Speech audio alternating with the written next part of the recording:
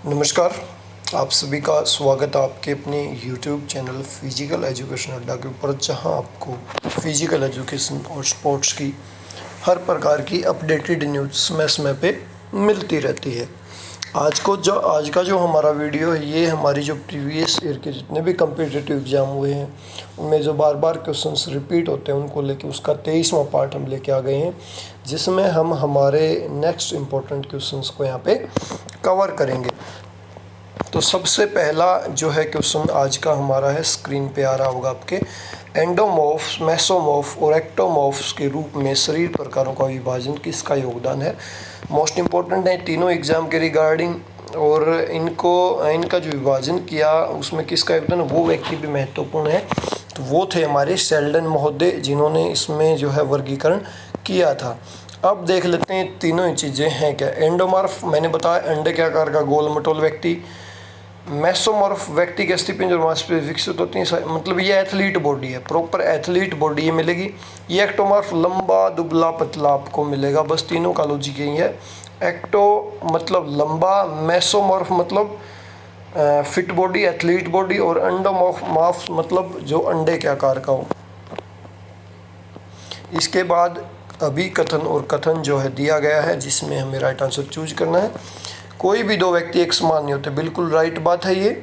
इसके बाद इसका कारण दे दिया कि शारीरिक क्रियाकलापों को करने के लिए पहले व्यक्तिगत अंतर पर यथोचित विचार कर लेना चाहिए। बिल्कुल दोनों ही बातें सही हैं, और स्पष्टीकरण जो है सही नहीं है, लेकिन बातें दोनों ही सही हैं, क्योंकि इंडिविजुअल डिफरेंसेस होते हैं हर व्यक्ति में, बिल्कुल सही बात है। और कोई भी हम अगर किसी को फिजिकल एक्टिविटी करवा रहे हैं तो हमें इंडिविजुअल जो डिफरेंसेस है उसका ध्यान रखना चाहिए।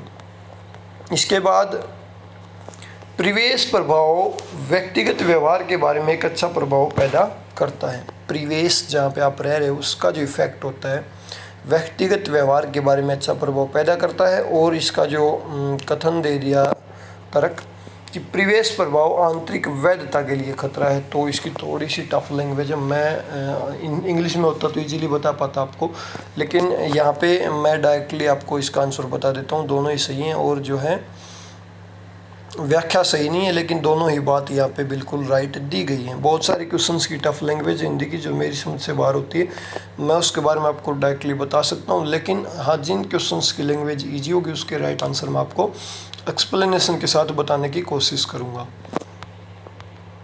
नेक्स्ट है फिर से अभिकथन से रिलेटेड क्वेश्चन। चिंता की स्थिति एक तात्कालिक भावनात्मक अनुभव है, बिल्कुल है, जिसके लक्षण है आशंका, भय, तनाव तथा कभी कभी इसके साथ मानसिक उत्तेजना होती है। बिल्कुल राइट बात है, ये जो एंजाइटी होती है बिल्कुल ऐसी होती है। इसके बाद है कतिपय परिवेशीय परिस्थितियों को तनावपूर्ण मानने और इन परिस्थितियों से अधिक चिंता के साथ निपटने की व्यक्तित्व स्वभाव के कारण अनुभव की जाने वाली दशा है। तो यहाँ पे राइट आंसर जो है हमारा हो जाएगा ए, बिल्कुल सही है। मैंने आपको बताया था आर जो है सही नहीं है, आर जो है यहाँ पे गलत दिया गया है। तर्क तो दूर की बात है, लेकिन ये तो पूरा ही यहाँ पे गलत दे दिया, ये मैंने आपको बता दिया था, ये बिल्कुल राइट है। इन अभिकथनों को भी आप ध्यान से सुने, क्योंकि इन्हीं से जो है ऑब्जेक्टिव टाइप क्वेश्चन भी आपके बन सकते हैं। इसके बाद फिर से एक कथन और निष्कर्ष का क्वेश्चन है। अभिकथन यहाँ पे तर्क दिया गया है कि संशक्ति में व्यक्ति कारक समूह सदस्यों की व्यक्तिगत विशेषताओं को बताते हैं।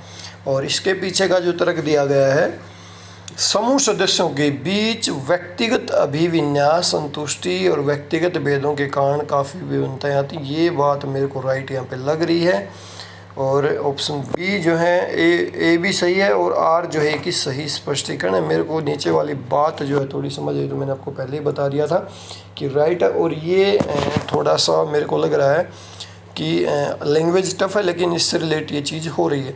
अभिकथन और तर्क में ये होता है कि दोनों के बीच आपको रिलेशन जो है ढूंढना होता है, और उसके बाद आपको पता लगाना होता है कि इस बात के पीछे बात सही या गलत है। इसके बाद है जो नेता अपनी शैली के कार्य उन्मुख और निदेशात्मक शैली से अधिक संबंध बनाने और कम निदेशात्मक शैली में समायोजित करते हैं, वो निम्नलिखित सिद्धांत का पालन करते हैं। तो यहाँ पे 4 ऑप्शन दिए, उसमें से राइट आंसर हो जाएगा पारिस्थितिकीय नेतृत्व का सिद्धांत। ये होता मतलब सिचुएशन के अकॉर्डिंग वो लीडरशिप करते हैं, अकॉर्डिंग टू सिचुएशन।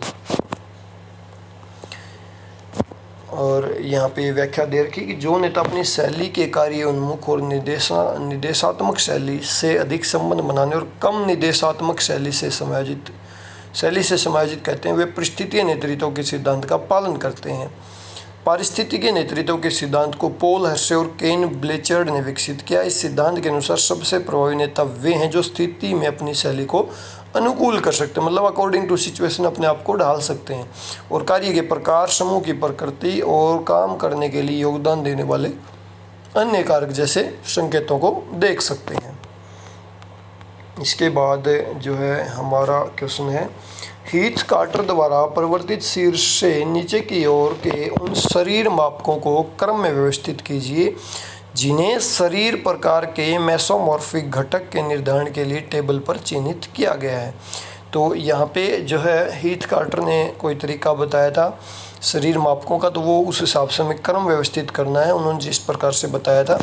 तो ऑप्शन डी हो जाएगा। सबसे पहले आपकी हाइट, उसके बाद आपकी अस्थि ह्यूमरस, उसके बाद जो है आपकी नापी जाएगी यहाँ पे अस्थि फीमर, और उसके बाद बाइसेप्स की ग्रिथ, और आपकी जो है लास्ट में जो मापी जाएगी वो काफ ग्रिथ जो है मापी जाएगी आपकी। ये एक प्रोसेस होता है, वो आपको सीरियल वाइज लगाना था कि सबसे पहले व्यक्ति की क्या मेजरमेंट होगी, उसके बाद क्या होगी।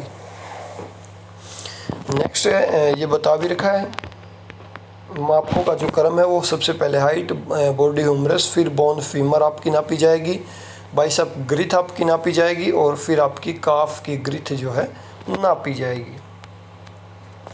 कथन और निष्कर्ष का ये क्वेश्चन है।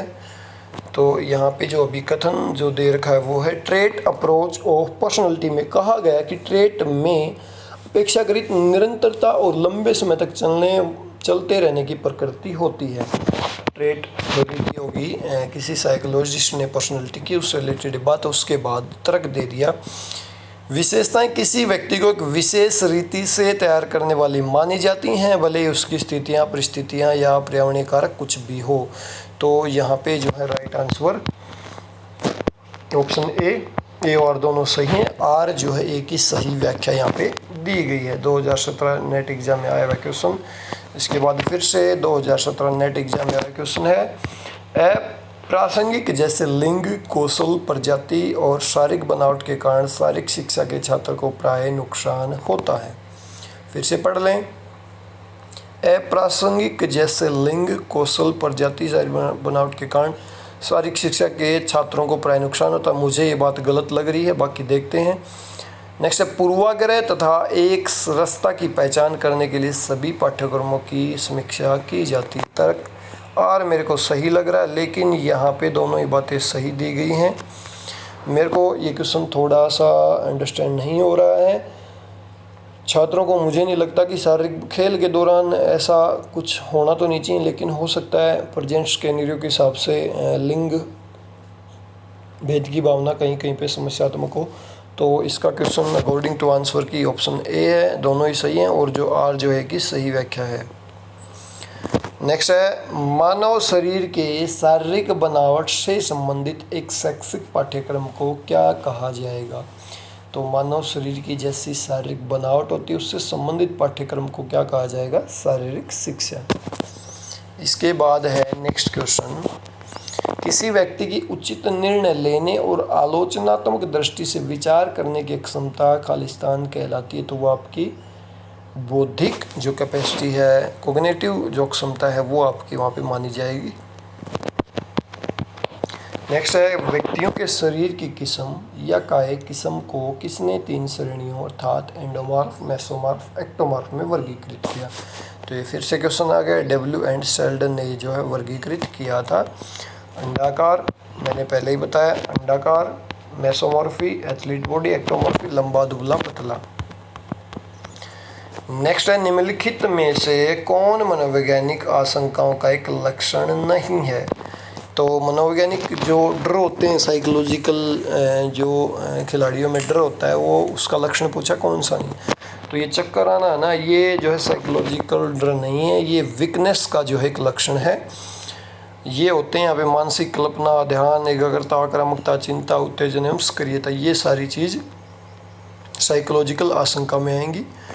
नेक्स्ट है यूनानी चिकित्सक हिप्पोक्रेटस के अनुसार खालिस्तान किस्म के व्यक्ति आमतौर पर कमज़ोर, आलसी, एक्रिय, सुस्त, निस्तेज होते हैं और अपना काम काफ़ी कम धीमी गति से करते हैं। तो वो होते हैं आपके निरुत्साह, जो बिल्कुल ही लाइफ के प्रति नेगेटिव हों, बहुत ही ज़्यादा आलसी होते हैं। अब बात कर लेते हैं, हमने सेल्डन को देख लिया, उन्होंने 3 प्रकार के बॉडी टाइप बताए, एंडोमॉर्फ, मेसोमॉर्फ, एक्टोमॉर्फ। तो अब आ गए हिप्पोक्रेटस। हिप्पोक्रेटस ने क्या बताया है, चार प्रकार के व्यक्ति जो है इन्होंने बताए हैं। सबसे पहले है आपका सैंग्यूइन, कोलेरिक, फिर है मेलानोकोलिक और फिर है प्लेग्मेटिक। ये हिंदी भी आप देख सकते हो। तो कफ वाले व्यक्ति सुस्त, निरुत्साह, ठंडे व सर्द व्यवहार वाले होते हैं। तो ये जो ऊपर जिक्र है ना, ये कफ प्रवृत्ति वालों का जिक्र है, प्लेग्मेटिक का। तो याद रखें, मोस्ट इम्पोर्टेंट क्वेश्चन। इसके बाद बच्चे के विकास की विभिन्न अवस्थाओं के दौरान विस्तृत क्षेत्र की गतिविधियों से अनुश्रयत कराना चाहिए। तो यहाँ पे जो है राइट आंसर बाल्यावस्था दे नहीं रखा।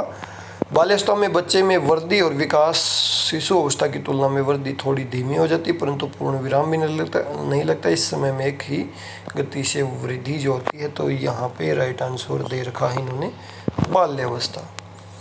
आप किसके साथ जाते हैं देखें, केवीएस में क्वेश्चन आ चुका है। नेक्स्ट है व्यक्तित्व का स्वरूप होते हुए भी एथलीट में अन्य संबंध कारक होते हैं।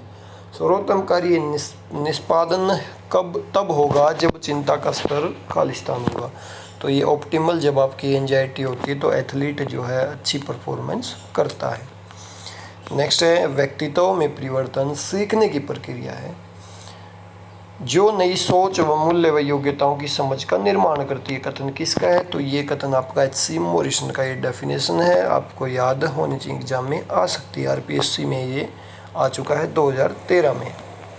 फिर है 16 पीएफ प्रश्नावली किसकी देन प्रश्नावली, ये मनोवैज्ञानिक परीक्षण है। पर्सनैलिटी के ये फैक्टर दिए हैं, कैटल ने दिए थे ये, रेमंड कैटल ने ये दिए थे, पर्सनैलिटी के टेस्ट के लिए दी है। 16 पीएफ प्रश्नावली जो है ये आपकी है, याद रखें। मोस्ट इम्पोर्टेंट व्यक्ति कैटल जी। और नेक्स्ट है परीक्षण किसकी तुलना में प्रयोग आता है, तो टेस्ट एंड मेजरमेंट का क्वेश्चन है। यहाँ पे हो जाएगा 2 से अधिक चरों के बीच तुलना करने के लिए परीक्षण जो है किया जाता है, 2 या 2 से अधिक जो है। बच्चे की शारीरिक वृद्धि बहुत तेज होती है, तो यहाँ पे राइट आंसर हो जाएगा 3 वर्ष की आयु तक। शैशवावस्था में जो है बच्चे की इन्फेंसी की एज में बहुत ही स्पीड जो है ग्रोथ होती है 3 वर्ष तक स्पीडली। तो ये थे आज के हमारे 20 इंपॉर्टेंट क्वेश्चंस। आपको कैसे लगे कमेंट में ज़रूर बताएं। बाकी साथियों के साथ भी शेयर करते रहें, जितना ज़्यादा हो वीडियोज़ को शेयर करें ताकि ज़्यादा से ज़्यादा बच्चों का रिवीजन हो उसके प्रीवियस ईयर क्वेश्चन पेपर के साथ सॉरी। और किसी क्वेश्चन को लेकर आपके मन में कन्फ्यूजन हो तो आप कमेंट करें। हालांकि कुछ कमेंट ऐसे भी आए हुए थे कि बहुत सारे क्वेश्चंस गलत हैं यहाँ पे आंसर, ऐसा कुछ नहीं है। कई बार 2 ऑप्शंस मिक्सिंग लगते हैं, लेकिन एक वहाँ पे चूज करना होता है, तो बेस्ट के साथ हमें जाना होता है, तो उस चक्कर में आपको लग सकते हैं। रही बात बुक की, बुक के बारे में बहुत क्वेश्चंस आ रहे हैं कि बुक कौन सी। देखो, मैंने आपको पहले ही बताया, मैं बार बार डिस्कशन करता हूँ कि मेरे पास कम से कम 8 से 10 बुक हैं जहाँ से मैं आपको YouTube के ऊपर मटेरियल उपलब्ध करवाता हूँ। ऐसा तो हो नहीं सकता कि कोई भी खुद के क्वेश्चंस क्रिएट करेगा वो उपलब्ध करवा देगा। क्वेश्चंस की लैंग्वेज चेंज हो सकती है इजीली, मैं भी करता हूँ कई बार, और भी करते होंगे, लेकिन क्या होता है अलग अलग बुक से अलग अलग मटेरियल उठाना होता है। अब आप जो है ना हर बुक नहीं उठा सकते। अब आप किसी बुक के ऊपर इन्वेस्ट करो 1000, 500, 700, 800, उसकी बजाय आप जो है जितने भी आपके पास प्रीवियस ईयर के क्वेश्चन पेपर हैं उनको अपने पास इकट्ठे कीजिए, आसपास के साथियों से उनको इकट्ठे कीजिए और उनको रिवाइज कर लीजिए। या यूट्यूब पे हैं उनको नॉर्मली आप नोटबुक बनाइए, उसमें नोट करते रहिए। अगर आपको कोई यूट्यूब पे क्वेश्चन पेपर प्रोवाइड करवा रहा है तो उसको वहाँ पे एक्सप्लेनेशन दे रहे हो तो वहाँ पे क्वेश्चंस को नोट करते रहिए। तो सबसे बेटर तरीका ये है कि आप पैसा वेस्ट करो ज़्यादा बुक्स के ऊपर उसकी बजाय। बाकी आपको मिल रहा है यूट्यूब पे मटेरियल, तो सबसे अच्छा ये है कि यहाँ से जो क्वेश्चंस आपको थोड़े से मुश्किल लगते हैं उनको आप नोट डाउन कर लो और बाद में अपना रिवीजन करते रहो। सबसे बेटर तरीका ये, तो आप हर बुक नहीं खरीद पाएंगे, यकीन मानिए। और फिर भी किसी को लगता है कि वो हर बुक को ख़रीद सकता है, 10 से 15 हज़ार इन्वेस्ट करने के लिए तैयार है, तो आप मेरे से कांटेक्ट कर सकते हैं। मैं सभी बुक्स की आपको फ़ोटो भेज सकता हूँ। लेकिन बेस्ट कौन सी बुक रहेगी, वो मैं आपको एक बुक का नाम नहीं बता सकता, क्योंकि वो आपके ऊपर डिपेंड करता है। कल मेरी वजह से कोई आप बुक खरीद लो और आप एग्ज़ाम में जो है क्लियर ना कर पाओ क्रैक, तो आप मेरे को वहाँ पे गालियाँ निकालो, ऐसा नहीं हो सकता। क्योंकि मैंने भी एग्ज़ाम के प्रिपरेशन के लिए मेरा BPED MPED का सिलेबस मैंने पढ़ा, इसके बाद अलग अलग राइटर की बुक मैंने पढ़ी, अच्छी अच्छी चीज़ें अलग अलग बुक से कवर की। अब मेरे अनुभव के बेसिस पे मैं आपको करवा रहा हूँ। हालांकि प्रीवियस ईयर की कम्पिटिटिव क्वेश्चन पेपर भी हमने प्रोवाइड करवाए हैं जहाँ तक हो उसके हर प्रकार के, और आगे भी होते रहेंगे, वो मिलते रहेंगे आपको यूट्यूब के ऊपर। इस प्रकार के बाकी चैनल्स के ऊपर भी आपको मिल जाएंगे प्रीवियस ईयर के एंट्रेंस एग्ज़ाम, हर तरह की चीज़ें आपको मिल जाएंगी। तो ये है सारा मामला कि आप ज़्यादा बर्डन ना ले कि बुक कौन सी लो, इजीली आप एग्ज़ाम क्रैक कर जाएंगे। आपके पास जो बुक हो उसको पढ़िए। आप हर बुक को ख़रीदने के लिए मत भागिए। यकीन मानिए, डॉक्टर श्याम नारायण जी की बुक लगभग हर बच्चे के पास है, तो आप उसको समय दीजिए। आप उसको समय देंगे तो रिजल्ट वो ही आपका दे देगी। मत भागिए, हर बुक में आपको हर्ट का वही चित्र मिलने वाला है, वहीं हर्ट से रिलेटेड क्वेश्चंस मिलने वाले हैं। उसके तो सेल्फ स्टडी कीजिए। उसके बाद भी आपको लगता है कि आप यूट्यूब से मदद लेना चाहते हो तो लीड लगा के वीडियोज़ को सुन सकते हैं। दैट्स इट, यही मेरा ओपिनियन है। तो अभी के लिए वीडियो में इतना ही। वीडियो को लास्ट तक देखने के लिए आप सभी का बहुत बहुत धन्यवाद। Thank you.